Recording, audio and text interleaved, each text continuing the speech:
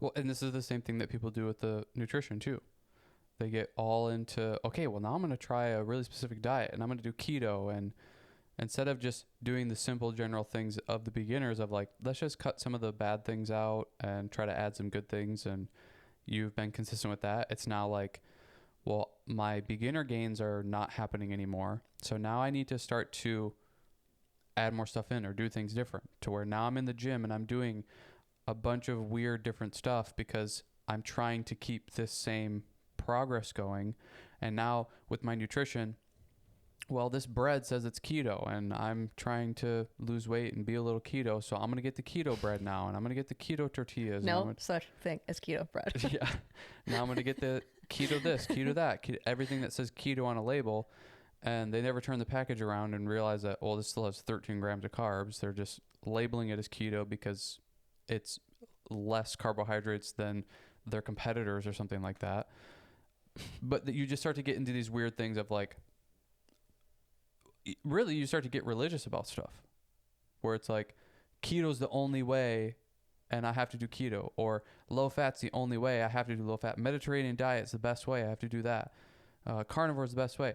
The exercise thing, well, HIIT workouts are the only things that work for me, or CrossFit's the only thing that works for me, or these bodybuilding exercises like squats actually don't help me at all. They only hurt my knees and blah blah blah. It's like people start to get very opinionated about their stuff in this area, and they think that they know what they're doing and talking about, but really it's just this, you're getting overloaded with information and you're trying to continue your progress and your gains going.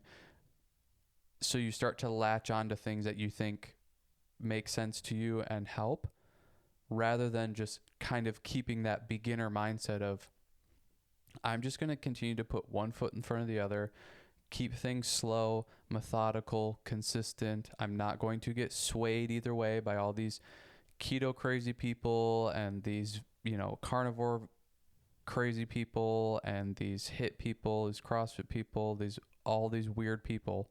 I'm just going to stay on my own thing and continue to progress in my own body and figure out what things work for me and what don't, and do this very, like you said, sniperish of, okay, I notice when I do this exercise, it really hurts my knees. Well, let me look up to see why this might be hurting my knees. Oh, I didn't realize that with squats, you're supposed to put the weight on your heels and not be up on your toes.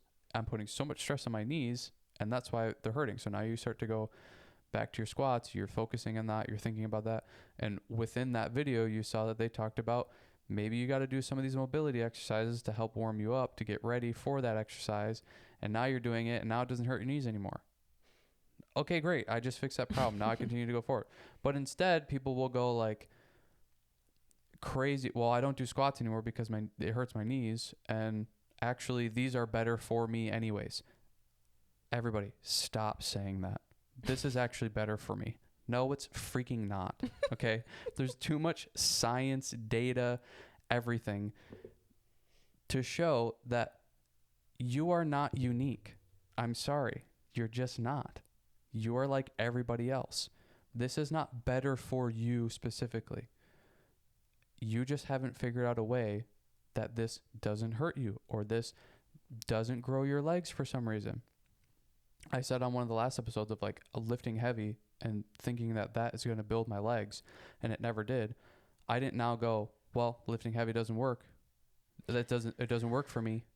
It's like, no, it does. It's just I needed something else in order to reach that goal or to do that thing. And most of the time, if you feel like there's a uniqueness about it, or like, well, everybody says this and I don't respond that way to it, most of the time it's not that you're unique. It's the fact that thing that everyone's saying is supposed to work is probably the baseline, but you are far off from that baseline because there's something wrong right now. Like for me, like vegetables and having salads and having cold raw vegetables, fruit is fine, but vegetables will make me bloat and hurt my stomach. That's not, oh, well, that doesn't work for me. I can only have this stuff. No, it's your gut is not working properly, that you can't eat a piece of broccoli without being in pain. That's not you being unique. That's you have a problem that you need to fix to get back to being able to have a piece of broccoli and it not ruin your day. Yeah. Yeah, exactly. So it's a problem that you need to solve and figure out. And that solving it is not going, well, that doesn't actually work for me. It's like, well, no, it does and it will, but we have to find why this isn't working for you right now, and then kind of systematically figure out, okay, well, what if we just do a little bit? Does it hurt then? Well, no. Okay. So maybe it's just the amount that you're having is too much and too crazy, and we can kind of scale that up for you. Or maybe it's placing it more spread out in your day, because too much of that at one time is crazy. But just going like, well, vegetables just don't work for me. It's like, oh, well, no, that's not how it works, but nice try. Now let's figure out how to do it. Well, yeah, me with carbs, or most people with carbs, like with grain carbs, I'm saying. A lot of people get bloated or upset stomach when they have breads or pastas. Like, well, as soon as I'm only solely having the sourdough bread that you're making and the pasta that we're having is me making it from organic flour, I have zero problems.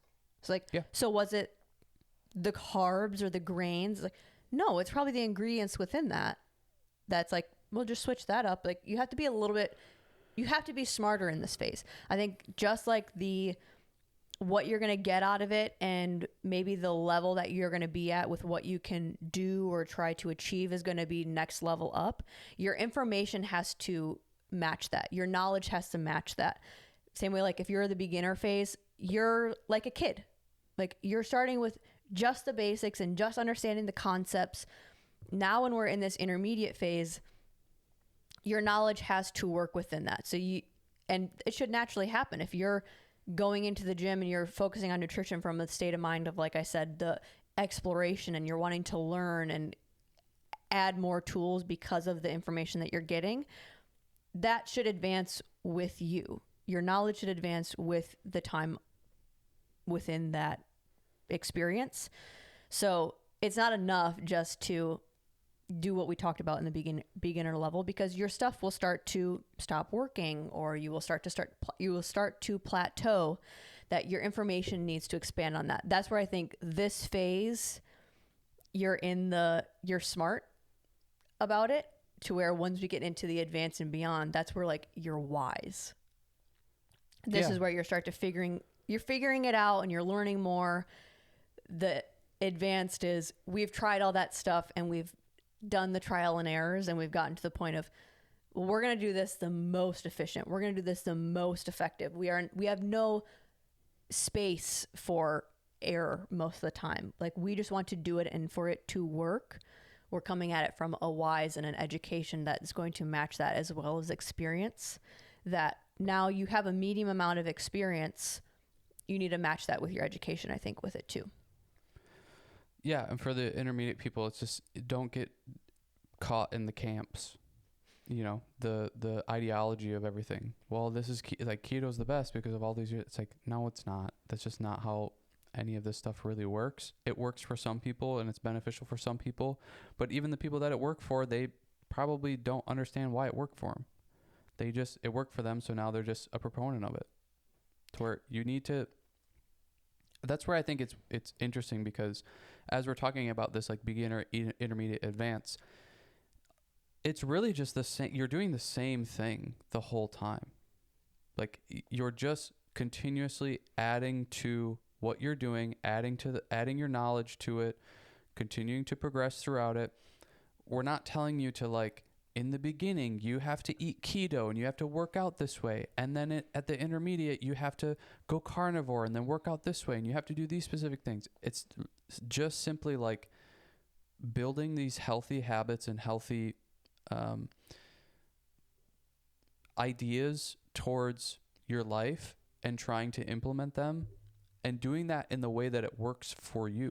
Not, you have to be keto. You have to do only resistance training 6 days a week, this many reps, this many what. It's like, no, this is an exploratory process, and the idea is for you to do all of this stuff and try different things, but we want to give you the things that actually work, and try those things. Not, well, let me do 75 hard and see if that works for me. Okay, through our experience and through our knowledge, that's not going to work for you unless you're at the advanced level. So don't even mess with that. And even the advanced level people, They wouldn't mess with that. they wouldn't mess with that because there's way more efficient stuff. So it's really the same advice, but just progressions of it, and what we've noticed of what people typically get into and they're thinking about and getting tripped up with in each of these kind of levels or phases.